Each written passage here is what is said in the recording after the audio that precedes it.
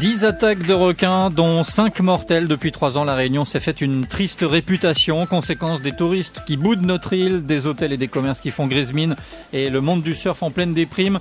Face à cette situation, des études sont lancées par les autorités, programme Shark, projet Cap Requin ou encore plan Vigie. Pas assez rapide aux yeux de certaines associations, manque d'efficacité, mais les choses ne sont pas aussi simples que ça, comme on a pu le voir dans le documentaire diffusé hier soir sur Réunion Première Télé, un film de Rémi Tézier qui retrace le travail accompli par les scientifiques jusqu'en décembre dernier. Nouvelle plongée ce midi au cœur de la crise requin, c'est dans l'actu. Réunion Première. Chaque jour, le 12-13 vous donne la parole. Exprimez-vous, donnez votre avis, participez au débat. 0262 99 2000. Réunion Première. Et je remercie mes 3 invités de participer à ce débat auquel vous pouvez aussi contribuer par SMS, je le rappelle, 06 92 608 335. Avec moi, Ludovic Courtois, le secrétaire général du comité régional des pêches. Bonjour. Bonjour. Le comité régional des pêches qui pilote Cap Requin, on va en parler. Jerry Van Greveling, spécialiste des requins, cofondateur de l'association Squalidé. Bonjour. Bonjour. Et puis Jean Herpel-Dinger, le secrétaire régional d'Europe Écologie Les Verts. Bonjour. Bonjour. Ludovic Courtois, on va parler dans un instant bien sûr du projet Cap Requin qui vise à expérimenter certaines techniques de capture, de marquage des requins. D'abord, votre avis sur le documentaire d'hier soir? Je crois que le documentaire est un bon documentaire qui permet d'ouvrir certaines pistes de travail sur la cause de la fréquentation nombreuse des requins à La Réunion depuis 3 ans. Ça permet également de fermer certaines pistes de travail et donc ça laisse un boulevard aujourd'hui pour continuer à travailler sur les hypothèses et voir quelles sont les actions qu'il y a à mettre en œuvre pour répondre aux besoins de sécurisation des activités nautiques aux abords de nos côtes. Jerry Van Greveling, votre sentiment sur ce travail documentaire, il reflète bien la situation ? Oui. Comme Ludovic, je partage son avis. C'était un bon documentaire. Ce n'est pas surprenant. Rémi Tézier nous a habitués à faire du travail de qualité. Il est original dans le sens où il a travaillé sur la durée. Il a pris l'option de suivre les scientifiques, mais aussi l'ensemble des aspects de cette crise sur plus de 2 ans. Donc ça nous permet d'avoir quand même du recul et puis d'avoir une idée quand même générale de la situation à La Réunion. Alors vous le disiez hier soir sur le plateau de Réunion Première Télé, La Réunion détient le triste record de la fréquence des attaques ces dernières années. Oui, c'est hélas vrai. En termes de chiffres, nous sommes au hit parade, au triste hit parade de la fréquence et de la mortalité. Est-ce qu'on a vraiment focalisé sur ces dernières années ? Est-ce que dans les années 80, on n'a pas connu un phénomène identique ? Alors, les attaques de requins ne sont pas des phénomènes nouveaux à La Réunion, puisque notre association avait déjà initié un travail de recensement depuis les années 90 et de façon rétrospective jusqu'au début du XXe siècle. Et on recense globalement une attaque par an à La Réunion depuis 30 ans. Après, tout a basculé en 2011 avec une accélération considérable de la fréquence, puisqu'elle a grosso modo quintuplé, et cette augmentation de fréquence s'est maintenue jusqu'à 2013, avec pour l'instant en 2014, on croise les doigts, une absence totale d'attaque. Et on touche du bois, effectivement, pour que ça se poursuive comme ça, avec toutes les mesures de prévention qui sont prises. Jean Herpel-Dinger, la position d'Europe Écologie Les Verts dans ce dossier de la crise requin, globalement? Elle a peu varié depuis le début de la crise. On a dès le début dit qu'effectivement la chose qui était la plus importante et la plus urgente, c'était de mieux connaître le phénomène, de voir un petit peu quelles étaient les interactions, essayer de trouver des causes, mais encore une fois, c'est pas forcément évident. Donc un vrai soutien à la démarche scientifique de connaissance. Après derrière, moi j'étais élu dans une municipalité qui a fait beaucoup de choses, qui s'est beaucoup investi dans la prévention, dans l'évitement, éviter qu'il y ait des nouveaux accidents. Derrière, après, je pense que on n'a pas une position absolue de ne jamais toucher de requin. Je pense que il il y a un besoin de savoir si on doit agir, de savoir pourquoi et de savoir avec quelle efficacité, d'essayer de mieux comprendre le monde des requins parce qu'il y a beaucoup d'espèces qui sont en jeu. Il y a des espèces qui étaient à la Réunion qui ont disparu aussi, qui pourraient être avantageuses pour aller améliorer cette situation de crise. Donc il y a beaucoup de choses à savoir. Derrière, il y a aussi un vrai soutien à la réserve marine parce que on pense que quand on parle requin bulldog, on sait que c'est un requin qui aime les environnements dégradés. Et aujourd'hui, quand on entend des gens dire que la solution, ça serait de moins protéger l'environnement, on pense qu'on est à rebours de ce qu'il faudrait faire. Je pense que un meilleur environnement, un environnement de qualité, donc faire attention à nos rejets en mer, avoir un récif qui aille mieux, parce qu'aujourd'hui il va très mal le récif corallien de la Réunion, mais ça pourrait apporter aussi une part de la solution à l'ensemble de nos problèmes. Donc on est des écologistes et on dit qu'il y a beaucoup à faire, à mieux connaître l'environnement et à mieux le protéger. On aura l'occasion d'aborder à nouveau la question de la réserve marine dans un instant sur les techniques mises en œuvre pour réduire le risque requin. Ludovic Courtois, Cap Requin travaille sur ce domaine-là précisément. Tout à fait. Qu'est-ce qui a été fait depuis le début ? Alors donc c'est un programme expérimental qui est mené depuis le mois de janvier, qui est financé par l'État, par le Conseil régional et par la mairie de Saint-Paul, et qui vise à tester, expérimenter donc deux techniques de pêche pour la sécurisation des activités nautiques.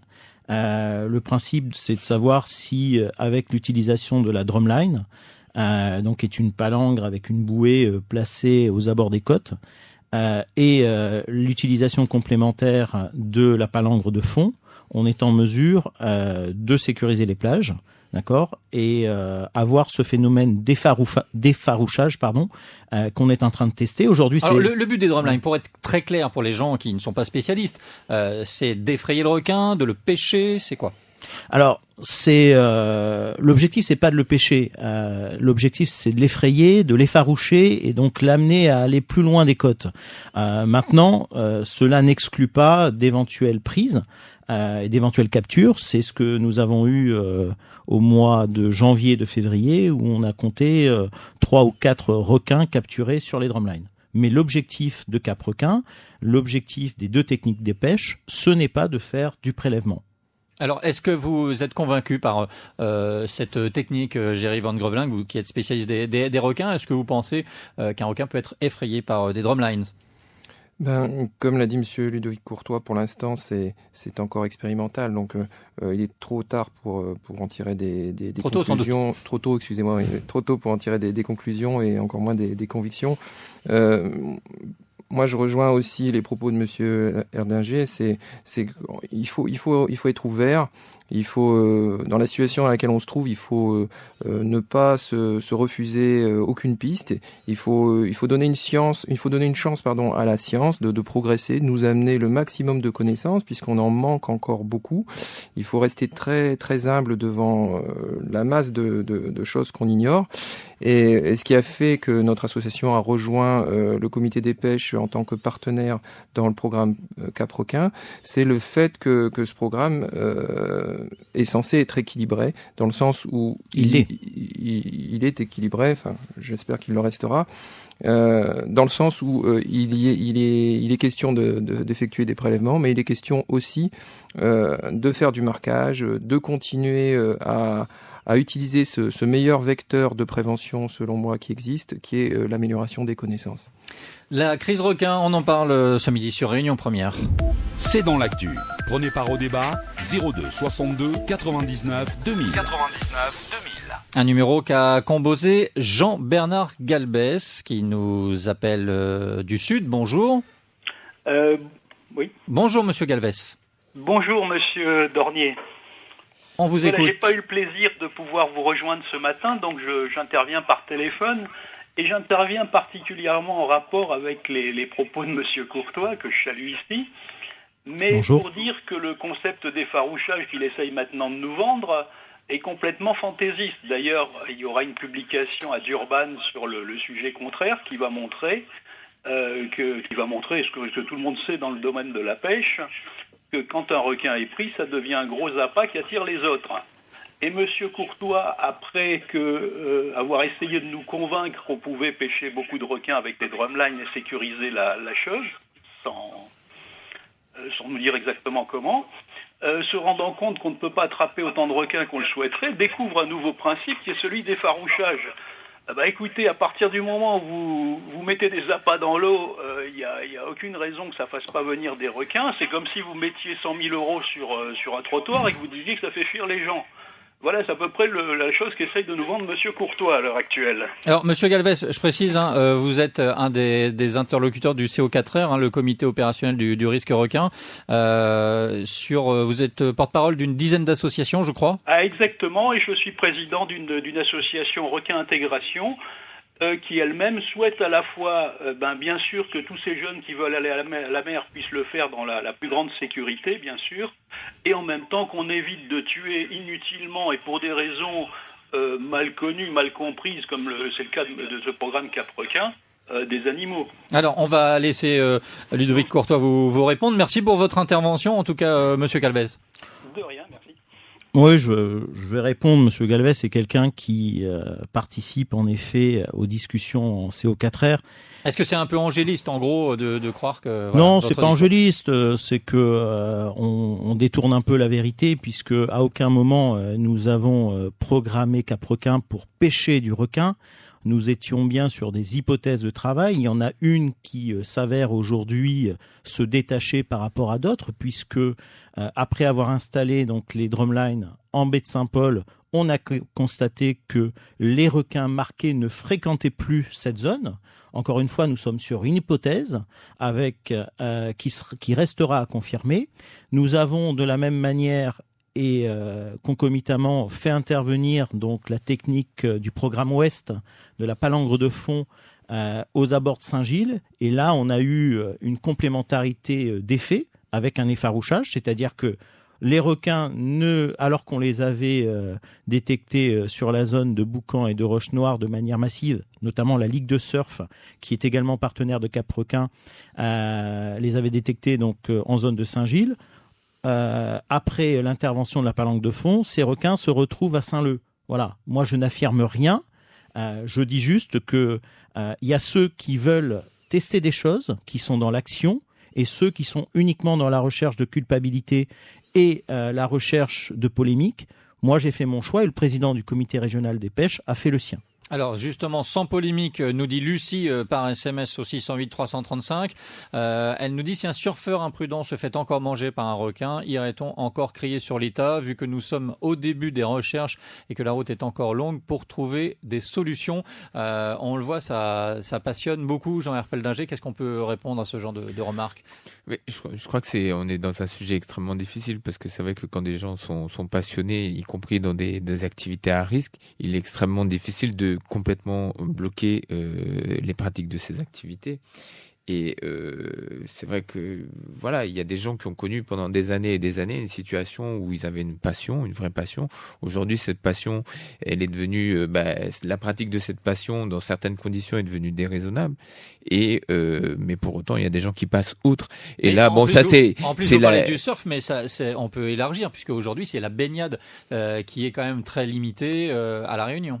Oui, elle est limitée. Une activité qui concerne le plus grand nombre. Maintenant, on est, je veux dire, du point de vue des responsables, responsables politiques, responsables de l'État, il est évident que la vie humaine n'a pas de prix et qu'elle doit être protégée.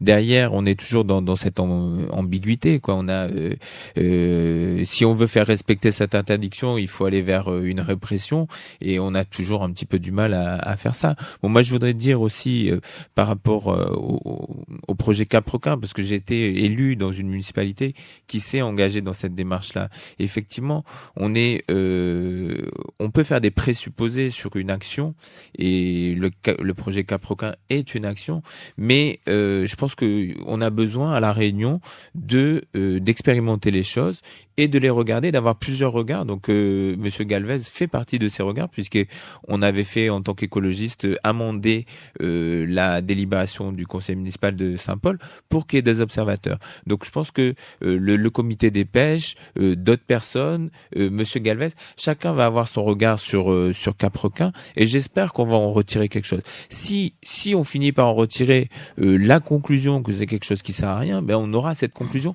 Mais de toute façon, il fallait le faire pour arriver à savoir est-ce que c'est efficient ou pas. Et je pense que on est encore une fois, on va être dans un débat. Et moi, je veux que ce débat, il soit éclairé par la science et non par des présupposés et non par des gens qui crient fort leurs propres convictions en espérant que parce qu'ils crient fort, ça va être considéré comme plus vrai que s'ils parlaient doucement. On est vraiment souvent là-dedans. Alors on a vu que l'importance aussi c'est d'avancer dans la recherche scientifique. Jerry Van Groveling, qu'est-ce qui nous reste aujourd'hui si vous aviez une question à résoudre, ce serait laquelle aujourd'hui sur les requins? Qu'est-ce que vous ne connaissez pas aujourd'hui qui serait vraiment nécessaire de savoir? Il y a deux questions qui me viennent. On vous a entendu dire presque tout, Monsieur Herpel-Dinger. On est comme ça. En tout cas, on sait des choses. Il y a une infinité de questions, mais il y en a deux qui me viennent immédiatement à l'esprit et qui auraient peut-être dû être posées dès le départ aux scientifiques par les élus. Mais enfin, on ignorait. Encore une fois, je ne veux pas tirer sur. Voilà. Il n'est pas trop tard. Allons-y. Non, mais voilà. Il y a deux choses qui me paraissent très importantes et peut-être urgentes à établir et qui sont peut-être faisables. C'est déjà de tenter d'évaluer l'effectif de cette population de requins bulldog qui pose problème actuellement. Donc une étude visant à évaluer l'effectif de la population, qu'on puisse savoir si on doit déboucher sur une régulation ou pas. Et ensuite une deuxième question visant à identifier la territorialité ou pas de ces requins, c'est-à-dire poser des balises satellitaires, technologiquement c'est pour savoir où ils sont implantés. Et puis surtout quel est leur territoire. Oui, c'est ça. Est-ce qu'ils seront inféodés vraiment à La Réunion? Est-ce qu'ils restent toute l'année à La Réunion? Là actuellement, comme il a été dit, ils ne sont pas détectés dans la zone globalement du port à Saint-Gilles et ils sont très détectés par contre dans le sud. On ne sait pas pourquoi. Est-ce que c'est un effet d'effarouchement des techniques de pêche? Est-ce qu'il y a une autre explication qui tient à leur biologie? En fait, on l'ignore. Donc, si on en savait plus sur leur territoire et sur leur population, sur leur effectif, effectivement, ça nous ferait faire un grand pas et on pourrait peut-être mettre les gens autour d'une table et effectivement se dire, là, vous voyez, il y en a trop, il faut peut-être réguler un peu sans mettre en danger l'espèce. Ou au contraire, vous voyez, il y en a pas beaucoup, c'est juste quelques individus qui posent problème et il faut les viser spécifiquement. Vous voyez, ces deux axes-là, moi, j'aimerais qu'ils soient développés, qu'ils soient pris en compte. On va prendre la direction de Saint-Gilles tout de suite où Céline nous attend. Elle nous a passé un petit coup de fil. Bonjour Céline. Oui, bonjour. On vous écoute. En fait, j'avais une question ou une remarque. Je m'interroge sur l'action de nos dirigeants politiques et des gens qui prennent des décisions justement sur tout ce qui est pêche et tout, puisque il y a quand même un peu un caractère d'urgence et de sécurité. Et je suis très étonnée, d'une part, Monsieur Herpel-Dinger qui justement et dans un parti écologique, ne demande pas et ne réclame pas, enfin c'est pas lui tout seul de faire ce genre de mesures, mais... Vous voulez parler de Monsieur Herpel-Dinger qui est avec nous? Oui, voilà. Excusez-moi. Je vous en prie. Qui réclamerait quoi alors, excusez-moi? Mais en fait, dans tous les reportages et tout ce que les scientifiques disent au jour d'aujourd'hui, il est clairement expliqué que on consomme trop au niveau du milieu de la mer et qu'il y a trop de pêche en haute mer qui est faite. Ça, c'est la première chose, je pense, sur laquelle il faudrait qu'on intervienne si on veut que les requins cherchent autre chose que de l'humain à manger.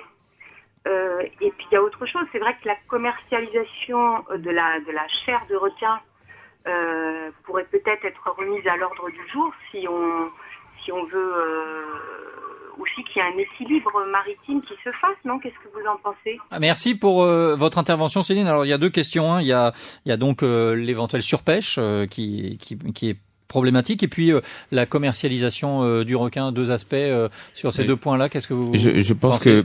que pour la surpêche, je pense que ça fait partie des hypothèses qui sont explorées par les scientifiques qui travaillent sur ce sujet-là. Après, je pense que ça peut pas tout expliquer non plus. Sur la question de la commercialisation de la chair de requin, mais effectivement, c'est un poisson qui est pêché et bon, on n'est pas dans un comment dire, dans une position où on dirait le beau poisson, il faut pas pêcher de poisson. Aujourd'hui, on mange du marlin qui est un poisson magnifique. Donc c'est pas ça notre position. C'est par contre effectivement on a ce risque ciguatera qui était étudié et il faut arriver au bout de cette étude-là, de pas risquer de pas faire prendre des risques sanitaires aux gens. Et puis derrière, je voudrais dire, faisons bien attention. Si on relance la pêche au requin, il faudra effectivement cibler. Il faut que on ne pêche pas des requins utiles, puisqu'il y a des requins qui seraient utiles et qu'on aimerait bien revoir. En quoi ils sont revenir. utiles rapidement? Il y a on parle des requins de récif qui pourraient être des prédateurs, des juvéniles, des bulldogs, et ça c'est quand même quelque chose de très important. On va pas pêcher de manière indifférenciée les requins. Une chose qui est très importante aussi, c'est faisons attention. Si demain on pêche, on remet en ordre la pêche aux bulldogs et puis qu'on pêchait, je sais pas moi, 10, 15, 20 bulldogs, à partir de quel seuil va-t-on dire aux gens, ça y est, vous êtes en sécurité? Ça, c'est quelque chose qui serait éventuellement une vraie gestion de risque, quelque chose de très important, de pas donner de mauvais signal aux gens, de pas se retrouver finalement, vous en pêchez 20, il y en avait 21, et c'est le 21e qui va croquer un surfeur. Mais je crois qu'il n'y aura jamais de risque zéro. Il y aura jamais, non mais tout à fait, il y aura jamais de risque zéro. Et effectivement, aujourd'hui, on ne connaît pas cette population. Si vous retirez 10 bulldogs, est-ce que vous retirez 10% du problème ou est-ce que vous retirez 50%? Voilà, c'est une question de statistique. Donc on a vraiment besoin de la connaissance, toujours. Voilà. Une question pour vous, Ludovic Courtois, sur le 608 335. Jean qui nous texte ceci. Pouvez-vous nous donner des chiffres, à savoir combien ça coûte un drumline, ou une drumline d'ailleurs, combien ça coûte une étude financée par l'État pour que les acteurs économiques, dit-il, qui sont dans l'embarras à cause de la baisse de l'activité économique s'en rendent compte? Est-ce qu'on a quelques chiffres? Quelques chiffres. Aujourd'hui, le programme expérimental qui est mené sur 6 mois sur la commune de Saint-Paul tourne aux alentours de 160 000 €. Et qui paye? Aujourd'hui, l'État, le conseil régional et la mairie de Saint-Paul. Et le prix d'une drumline? Je pense qu'on peut pas l'évaluer comme ça. Si on regarde que la question du matériel, on est aux alentours de 3 500 € une drumline. Mais et après, il faut l'exploiter. C'est l'exploiter, l'entretien, la maintenance et surtout l'intervention, puisque la smart drumline, comme on l'appelle, la drumline intelligente, elle permet justement de savoir à quel moment un spécimen est capturé et donc de pouvoir éviter toute prise accessoire. Je rappelle qu'aujourd'hui, nous avons réussi à obtenir 91,7% de taux de survie avec la drumline sur les espèces accessoires qui avaient été capturées. Et je voudrais juste ajouter par rapport au risque qu'évoquait l'élu à côté de moi sur l'ancien élu sur les requins de récif. Je veux juste indiquer que le comité régional des pêches a récemment voté une résolution interdisant la pêche des requins de récif par l'ensemble des opérateurs professionnels et de loisirs à La Réunion, et que cette résolution doit être transformée très prochainement en réglementation. Merci en tout cas à vous trois d'être venus au micro de Réunion Première Radio ce midi pour prolonger le débat donc sur la crise requin après ce très beau documentaire de Rémi Tézier que l'on a pu voir hier soir. Merci à vous Ludovic Courtois, Géry Van Greveling et Jean Herpeldinger et bonne journée. Merci.